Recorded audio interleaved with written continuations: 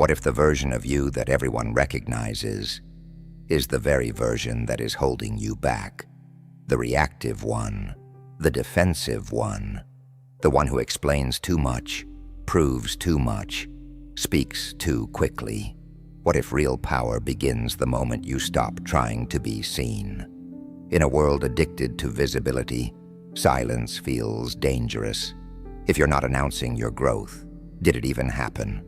If you're not showing your discipline, does it even count? But the deepest transformations in life are invisible while they're happening. A seed does not break the soil by shouting. A mountain does not announce its height. The ocean does not argue about its depth. It simply is. Right now, most people are busy performing who they want to become, posting about change, talking about change, defending change. But very few are willing to disappear into the work, to sit alone with their weaknesses, to correct their habits without applause, to rebuild their identity where no one can interrupt it. What if you stopped defending who you are and started refining who you could be? What if you let people underestimate you while you trained your mind? What if the calm they mistake for distance is actually discipline? This is not about becoming cold. This is not about becoming distant. This is about becoming unshakable. Tonight we are stepping into a different kind of power, the quiet kind. The kind that does not need recognition to continue. The kind that does not collapse under criticism. The kind that grows roots before it grows branches. Because when transformation is real, you won't need to convince anyone. They will feel it. And by the time they notice, you will already be different. Stop performing your growth. The ego has a quiet habit. It does not only want to improve, it wants to be seen improving. It wants people to notice that you are waking up earlier. It wants others to hear that you are meditating now. It wants to post about healing, talk about growth, hint at becoming different. On the surface, this looks harmless, but inside, something subtle begins to shift. When you start showing your growth too early, your mind begins to chase approval instead of progress. A compliment feels like completion. A few encouraging words feel like achievement. And slowly, the work becomes less important than the recognition. This is where transformation becomes weak, because now your discipline depends on attention. If people respond, you continue. If they ignore you, your motivation drops. If they criticize you, you doubt yourself. Your growth becomes connected to other people's reactions. But real change does not need an audience. In Buddhism, true transformation is not about looking calm. It is about becoming calm. It is not about appearing wise. It is about understanding your own mind clearly. That kind of change happens quietly, almost invisibly. Think of a seed underground. When it is first planted, nothing can be seen on the surface. If you keep digging it up to check whether it is growing, you destroy it. Growth needs darkness. It needs protection. It needs time without disturbance. Your inner work is the same. When you stop announcing every improvement, you save energy. Explaining yourself takes effort. Defending your journey takes effort. And managing how others see you takes effort. That is energy that could have gone into discipline, reflection, and practice. Silence keeps your intention pure. When nobody knows what you are building, you are forced to rely on your own commitment. You continue, not because someone praised you, but because you decided to change. You meditate not to look spiritual, but to understand your mind. You improve not to impress, but to become stable. And something powerful happens in that privacy. Your confidence becomes real, not loud, not dramatic, just steady, because it is built on action, not validation. When the ego stops performing, sincerity begins. When sincerity begins, transformation becomes solid. And when transformation becomes solid, you no longer feel the need to announce it. People will notice eventually, but by that time, you won't need them to. Observe the self instead of defending it. Most people spend their whole life protecting an identity they never truly examined. The moment someone criticizes them, they explain. The moment someone disagrees, they argue. The moment someone points out a flaw, they defend. It happens so fast that they don't even notice it. The body tightens. The voice changes. The mind starts building arguments. All of this energy just to protect an idea called me. But Buddhism asks a deeper question. What exactly are you defending? When someone says, "You're impatient," notice what happens inside. There's a sensation in the chest, a rush of heat. Thoughts begin forming. That's not true. They don't understand me. I had a reason. Before you speak, all of this has already happened. Instead of immediately defending yourself, try observing what is happening. See the reaction like you are watching weather pass through the sky. Tightness is there. Anger is there. Fear is there. Thoughts are there. But none of these are permanent. None of these are solid. They arise, stay for a moment, and fade. When you observe instead of defend, something powerful shifts. You begin to see that the self you are protecting is not fixed. It is a collection of habits, memories, fears, and past experiences. It feels solid, but it is constantly changing. If someone points out something true, you can accept it without collapsing. If they are wrong, you can stay calm without needing to prove yourself immediately. You respond from clarity, not from ego. Defending yourself all the time keeps you trapped in the old version of you. Observing yourself gives you the freedom to refine that version. This does not mean you let people disrespect you. It means you stop reacting blindly. You pause. You look inward first. You ask, what is really being touched inside me right now? Sometimes you will discover insecurity, sometimes pride, sometimes an old wound. When you see it clearly, you can work on it.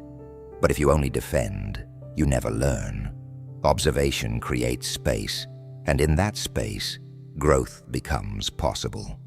When you stop protecting every opinion about yourself, you become lighter. Criticism no longer feels like an attack on your existence. It becomes information. It becomes feedback, sometimes useful, sometimes not, but not a threat. This is how identity quietly transforms. You no longer fight to preserve who you think you are. You calmly examine who you actually are, and from that awareness, a stronger, wiser version of you begins to form. Not because you defended it, but because you understood it. Remove the second arrow. Pain is part of being human. No one escapes it. Someone disappoints you. A plan fails. You lose something important. Someone speaks to you in a harsh way. That first moment of hurt, that is natural. In Buddhism, this is called the first arrow. It strikes without asking permission. You feel sadness, anger, embarrassment, or fear. That part is unavoidable. But what most people do next is where real suffering begins. After the first arrow lands, the mind immediately fires a second one. You replay the moment again and again. You create stories about what it means. You attack yourself. You imagine worst-case scenarios. You think about revenge. The second arrow is not caused by the event. It is caused by your reaction to the event. For example, someone criticizes you. The first arrow is the sting of hearing those words. The second arrow is telling yourself, I'm not good enough, or everyone must think I'm a failure, or I'll never succeed. Now the pain has doubled, not because of reality, but because of the story your mind added. Rebuilding your identity in silence means becoming aware of this pattern. When something painful happens, pause. Feel the emotion directly without immediately explaining it. Notice where it sits in your body. Notice the tightness, the heat, the heaviness. Let it exist without adding meaning. You can say to yourself, "This hurts," and stop there. Do not add, "This always happens to me." Do not add, "I am cursed." Do not add, "This proves I'm weak." That extra layer is the second arrow. The second arrow is often more painful than the first because it keeps the wound open. It turns one moment into days of suffering. It turns one mistake into an identity. When you stop firing the second arrow, you become emotionally stronger in a quiet way. You still feel. You are not cold. But you don't multiply pain unnecessarily. Over time, people will notice something different about you. When things go wrong, you don't collapse. When you are criticized, you don't spiral. When you fail, you don't destroy yourself. You handle difficulty with steadiness. This is not because your life became easier. It is because your mind became disciplined. The first arrow may still strike. That is part of life. But you no longer stand there shooting yourself again and again, and that alone can completely change who you are. Master the pause. Between stimulus and response, most people believe their reactions are automatic. Someone says something disrespectful. They snap back. A message triggers them. They reply instantly. An urge appears. They follow it without thinking. It feels natural. It feels justified. It feels fast. But between what happens to you and how you respond, there is always a small space. That space is usually so short that you don't notice it. It may only be a second, sometimes even less. But it exists, and inside that tiny space is your freedom. Your old identity lives in instant reaction. It is controlled by habit. It says, "This is just how I am." But in reality, it is simply conditioning, repeating itself. Watch when someone criticizes you, your body tightens. Your heart rate changes. Thoughts rush in. The mind prepares a defense. If you react immediately, you're not choosing. You are repeating. Mastering the pause means training yourself to slow that moment down. When something triggers you, do nothing for a few seconds. Take one slow breath. Feel your feet on the ground. Notice the sensation in your chest or stomach. Let the first wave pass before you speak. At first, this will feel uncomfortable. Silence in tense moments feels strange. Your ego will scream, "Say something now." But that urge is exactly what you are training against. The pause weakens impulse. When you pause, you allow awareness to enter. Instead of reacting from anger, you can choose clarity. Instead of reacting from insecurity, you can choose calm. Instead of reacting from fear, you can choose wisdom. Over time, this changes your identity deeply. You become the person who does not explode easily. You become the person who thinks before speaking. You become the person who is difficult to provoke. And this does not make you passive. It makes you powerful.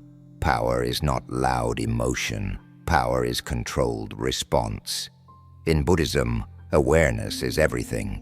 The more aware you are, the more space you create between stimulus and reaction. And the more space you create, the more freedom you gain. Imagine how different your life would be if you removed just half of your impulsive reactions.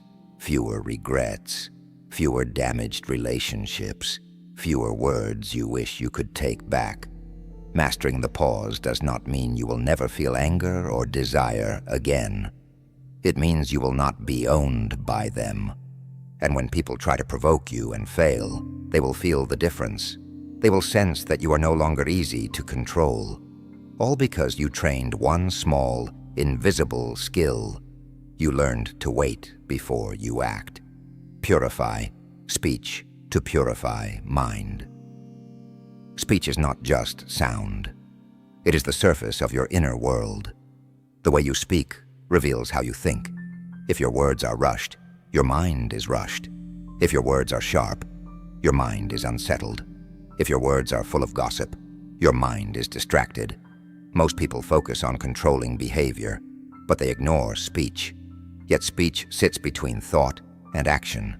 It is the bridge. And if you purify that bridge, both sides begin to change. In Buddhism, right speech is simple but powerful. Speak what is true. Speak what is necessary. Speak what does not cause harm. That sounds easy, but in daily life, it requires discipline. Notice how often people speak just to fill silence. Notice how often conversations drift into gossip, comparison, complaint, exaggeration. Each time you participate, your mind absorbs that energy. Words are not harmless. They shape perception. If you constantly criticize others, your mind becomes trained to search for flaws. If you constantly complain, your mind becomes trained to look for what is wrong. If you constantly exaggerate, your mind becomes comfortable bending reality. Over time, speech becomes habit, and habit becomes identity. Rebuilding yourself in silence means becoming extremely aware of what leaves your mouth. Before you speak, ask yourself quietly, is this useful? Is this honest? Is this kind? If the answer is no, let it stay unspoken. Not every thought deserves expression. This does not mean you become quiet and distant. It means your words carry weight. When you speak, people listen because you do not waste speech. There is also a deeper level to this. Watch how you speak to yourself. If your inner voice is harsh, your outer speech will reflect it. If you insult yourself internally, that tone will leak into your conversations. Purifying speech also means cleaning your internal dialogue.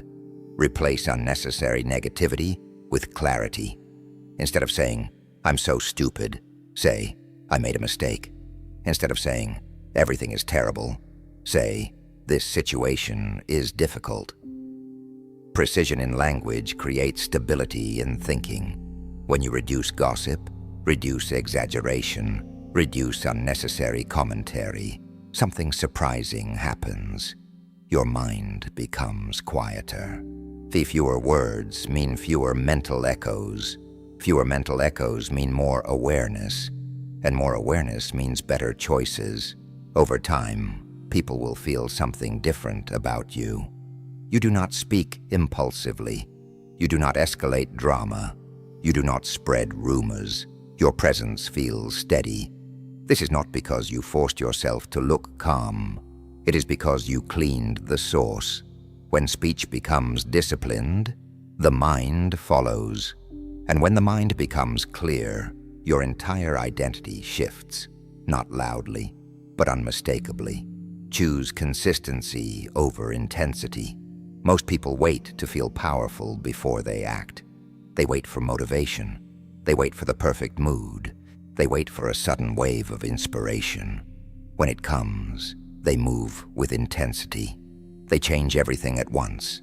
They wake up at 5 a.m., start reading 10 books, begin strict routines, cut off distractions, promise dramatic transformation. For a few days, it feels strong. It feels impressive. It feels like a new identity has arrived. Then the energy fades. The routine weakens. The discipline slips. The old habits slowly return. And because the change was built on emotion, when the emotion disappears, so does the effort. Intensity looks powerful, but it is unstable. Consistency looks ordinary, but it is unstoppable. In Buddhism, transformation is not built through extreme bursts. It is built through steady cultivation, just like water shaping stone, not through force but through repetition. If you meditate for 2 hours one day and then skip the next 6 days, your mind does not change much. But if you meditate for 10 minutes every single day, even when you don't feel like it, how something begins to shift deeply. Consistency trains identity. When you act consistently, you send a message to your own mind. This is who I am now. Not because you felt inspired, but because you showed up again and again. Consistency removes drama from growth. You do not need to feel excited to practice. You do not need to feel confident to improve. You do not need to feel perfect to continue. You simply continue. On some days, your effort will feel strong. On other days, it will feel small. That does not matter. What matters is that the chain does not break. When you rely on intensity, you build on emotion. When you rely on consistency, you build on decision. And decision is stronger than mood. Rebuilding your identity quietly means accepting that most of your progress will look boring from the outside. No one will clap for showing up daily. No one will praise you for small improvements. But over months, those small actions compound. Your reactions soften. Your focus sharpens. Your discipline strengthens. Your confidence stabilizes. And the change feels real. Not dramatic, but solid. People who choose intensity often burn out. People who choose consistency become unshakable. Because intensity depends on feeling powerful. Consistency creates power. Let go of the need to be understood. One of the strongest chains that keeps a person stuck is the need to be understood by everyone. You want people to see your intentions clearly. You want them to know you're trying. You want them to recognize your growth. And when they don't, it hurts. When you begin changing quietly, not everyone will understand what you're doing. Some may say you've become distant. Some may think you're acting different. Some may assume something is wrong. The old version of you would rush to explain. You would clarify your reasons. You would defend your silence. You would try to make them comfortable with your growth. But every time you over-explain yourself, you step back into their expectations. You begin shaping your behavior around how they feel about your transformation. Rebuilding in silence requires strength. The strength to be misunderstood without becoming defensive. In Buddhism, much suffering comes from attachment. And one subtle attachment is the attachment to being seen correctly. You want your image in other people's minds to match your inner reality. But you cannot control how others interpret you. Their view is shaped by their experiences, fears, and assumptions. Trying to manage everyone's perception is exhausting and impossible. Letting go of the need to be understood does not mean becoming cold or arrogant. It means becoming secure enough to walk your path without constant approval. When someone misunderstands you, pause. Notice the discomfort, the urge to explain, the fear of being judged. Sit with that feeling instead of reacting to it. You will realize something important. Being misunderstood does not harm you. It only harms your ego. If your actions are aligned with your values, you do not need constant validation. Your clarity becomes enough. Over time, this changes your energy. You stop arguing to prove who you are. You stop convincing people of your intentions. You stop chasing agreement. You focus on living correctly instead of being perceived correctly. Then something surprising happens. The more you stop trying to explain yourself, the more stable you appear. The more stable you appear, the more people begin to respect your boundaries. Not because you demanded respect, but because you stopped begging for understanding. When your identity is no longer built on how well others get you, it becomes grounded, quiet, independent, and that independence is powerful. You do not need to be fully understood to be fully committed to your path. Train your mind to end comparison. Comparison is one of the fastest ways to weaken your identity. The moment you look at someone else's progress and measure yourself against it, your peace begins to shake. You see their success, their confidence, their relationships, their lifestyle. And without realizing it, or you turn their path into a judgment of yours. The mind whispers, "You're behind. You should be further. Why aren't you like them?" This habit feels normal because society encourages it. From school to social media, you are constantly shown where you stand compared to others.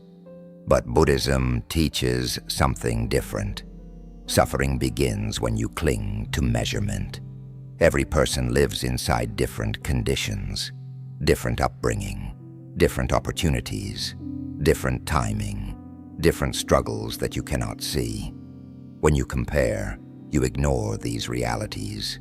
You compare your behind the scenes to someone else's highlights. Comparison also creates two unhealthy extremes. If you believe you are less than others, you shrink. You doubt your worth. You hesitate. You lose courage. If you believe you are better than others, you inflate. You become arrogant. You stop learning. You create separation. Both sides disturb the mind. Training your mind to end comparison does not mean you stop learning from others. It means you stop using others as a measuring stick for your value. When you notice yourself comparing, pause. Instead of judging yourself, shift your attention inward. Ask, am I improving from where I was yesterday? That is the only comparison that strengthens you. Your growth is personal. Your pace is personal. Your timing is personal. Some seeds grow into trees quickly. Others take longer but grow deeper roots. If you keep digging up your own seed to see why it isn't growing as fast as another, you delay your own progress. Ending comparison creates freedom. You stop rushing your journey. You stop feeling threatened by others' success. You stop feeling superior or inferior. You become focused, and focus builds identity. When your energy is no longer wasted on measuring yourself against others, it returns to your own practice. Your discipline becomes steady. Your confidence becomes quiet. Your direction becomes clear. People who constantly compare feel restless. People who train their minds to stop comparing feel grounded. Rebuilding your identity in silence requires this grounding. Because when you are no longer distracted by someone else's lane, you can finally walk your own, fully, calmly, and without doubt. Reduce stimulation to increase awareness. The modern mind is rarely quiet. From the moment you wake up, something is pulling your attention. Notifications, messages, news, music, videos, conversations, endless scrolling. But even when there is no external noise, the mind continues replaying information it absorbed earlier. This constant stimulation feels normal, but it quietly weakens awareness. When the mind is always entertained, it never observes itself. It moves from one distraction to the next, without ever slowing down enough to see its own patterns. And without awareness, there is no real transformation. Rebuilding your identity requires clarity. Clarity requires space. And space only appears when stimulation decreases. Notice what happens when you sit in silence without your phone, without music, without conversation. At first it feels uncomfortable, restless, almost irritating. Thoughts become louder. Emotions feel closer. You suddenly notice boredom, anxiety, or random memories. While most people escape this feeling immediately by reaching for stimulation again, but that discomfort is important. It is the moment when you finally begin to see your mind clearly. The restlessness was always there. The anxiety was always there. The habits were always there. Distraction was simply covering them. In Buddhism, awareness grows in stillness. When external noise decreases, internal patterns become visible. And once you can see them, you can work with them. Reducing stimulation does not mean abandoning the world. It means becoming intentional about what you allow into your mind. Ask yourself, is this input strengthening my clarity or weakening it? Is this helping me grow or just filling time? When you limit unnecessary noise, something shifts. Your attention becomes sharper. Your emotions become easier to understand. When your reactions slow down, you begin noticing small details in your thoughts and behaviors that were invisible before. For example, you may realize that certain content makes you feel inadequate. Certain conversations make you negative. Certain habits make you restless at night. Awareness of these patterns gives you power to adjust them. Without reducing stimulation, these patterns stay hidden. Silence is not empty. It is revealing. When you protect periods of quiet, even short ones each day, your mind resets. It stops chasing. It stops reacting constantly. It starts observing. And observation changes identity. A constantly stimulated person is easily controlled by impulse. A person who trains in stillness becomes steady. They do not need constant entertainment. They are comfortable with their own thoughts. That comfort becomes strength. As you reduce unnecessary noise, your awareness increases naturally. And with greater awareness, your choices become wiser. Over time, people will notice you are less distracted, more present, more grounded, not because you became louder, but because you removed what was clouding you. Replace self-criticism with skillful correction. Many people believe that being hard on themselves is the only way to improve. When they fail, they insult themselves. When they make a mistake, they replay it again and again.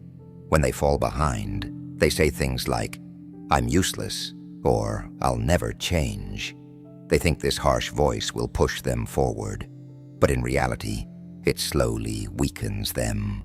There is a difference between correction and criticism. Correction focuses on behavior. Criticism attacks identity. Correction says, "That action is not helpful. Let me adjust it." Criticism says, "I am a failure." One builds growth. The other builds shame. In Buddhism, the mind is something you train, not something you punish. If you treat the mind like an enemy, it will resist. If you treat it with firm clarity, it will respond. Imagine training a child. If you scream at them every time they fall, they will become afraid. But if you calmly guide them, correct them, and encourage effort, they improve with confidence. Your mind works the same way. When you make a mistake, pause. Instead of attacking yourself, look at the situation clearly. Ask simple questions. What happened? What triggered it? What can I do differently next time? This keeps the focus on learning, not on shame. Self-criticism often comes from ego. It wants perfection.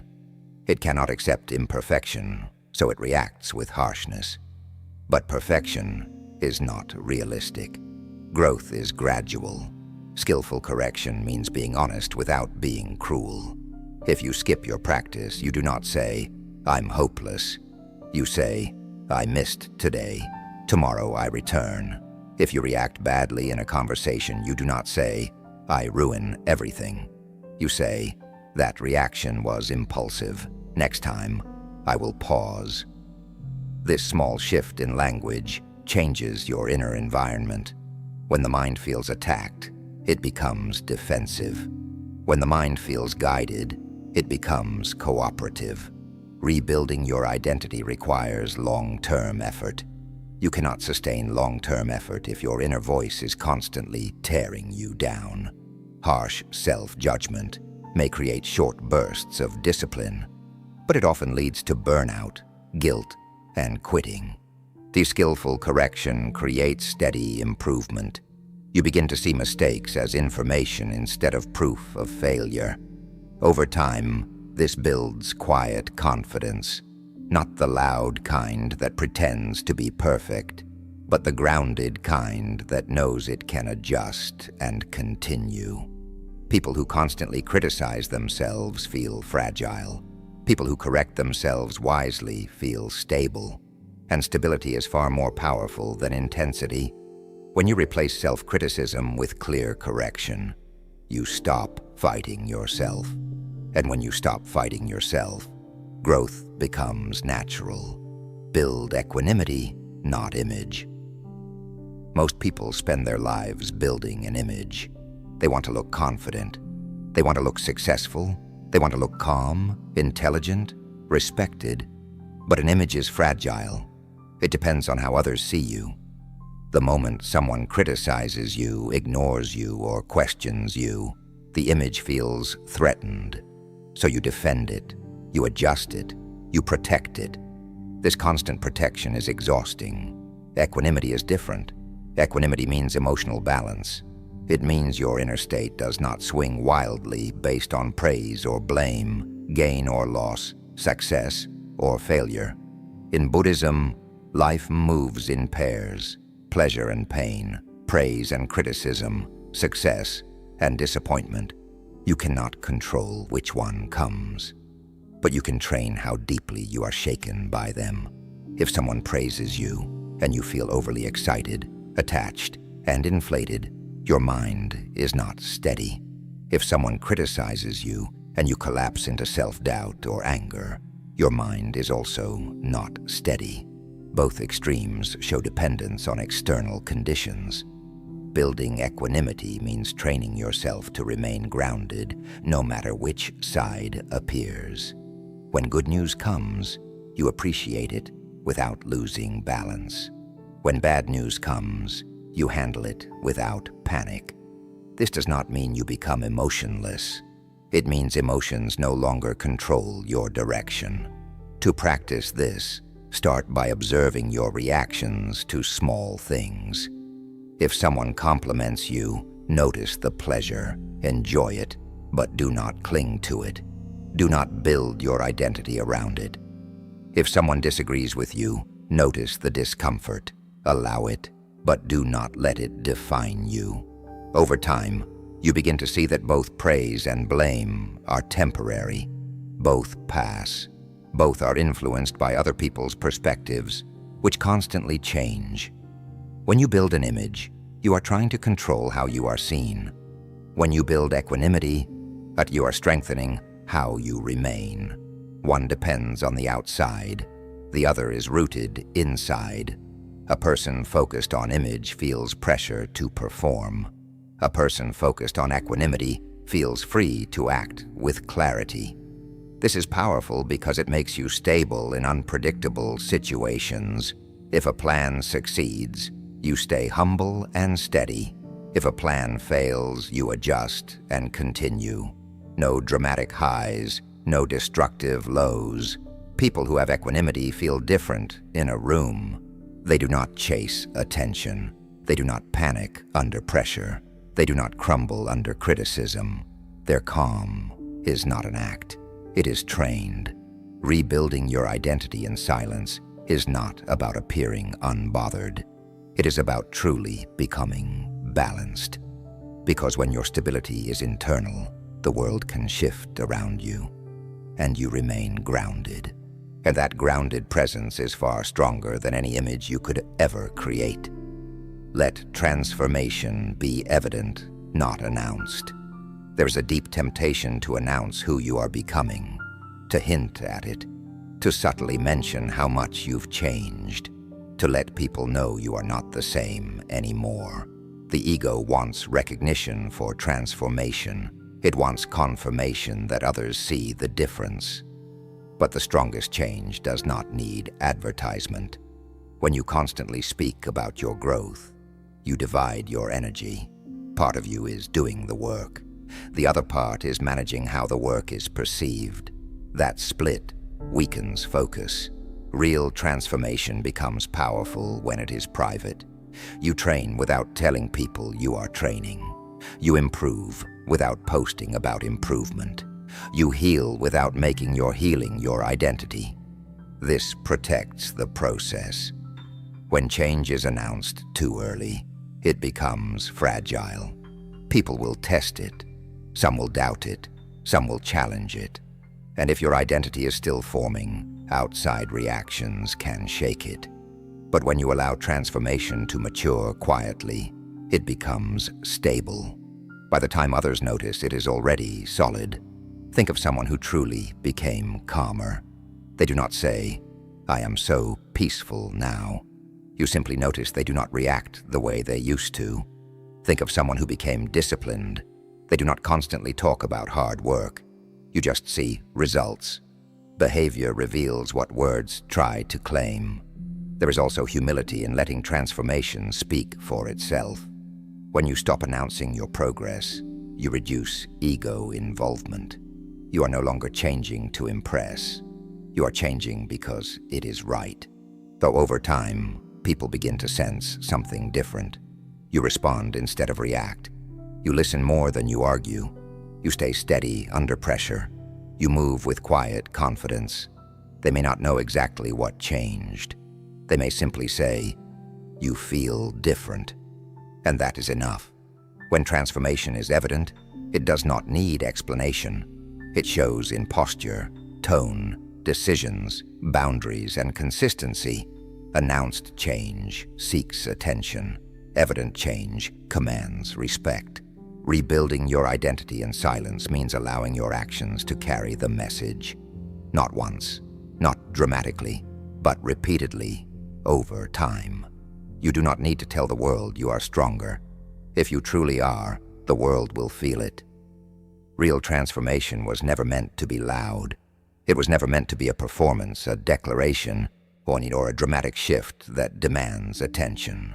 The deepest changes happen quietly, in the parts of your life no one sees.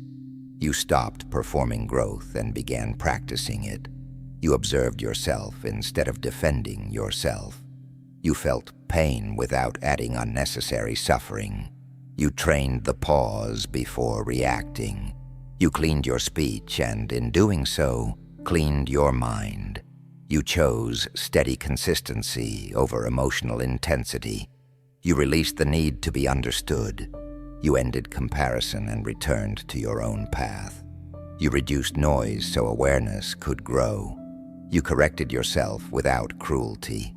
You built inner balance instead of chasing image. You allowed your transformation to show itself naturally. None of this required applause. None of this required announcement. This is the quiet power of Buddhist practice. And you do not conquer the world. You understand the mind. You do not fight for identity. You refine it. You do not force change. You cultivate it. And one day people notice. They notice your calm where there used to be reaction. They notice your discipline where there used to be inconsistency. They notice your steadiness where there used to be doubt. You will not need to explain what happened, because the strongest transformation is not the one that is declared. It is the one that is undeniable.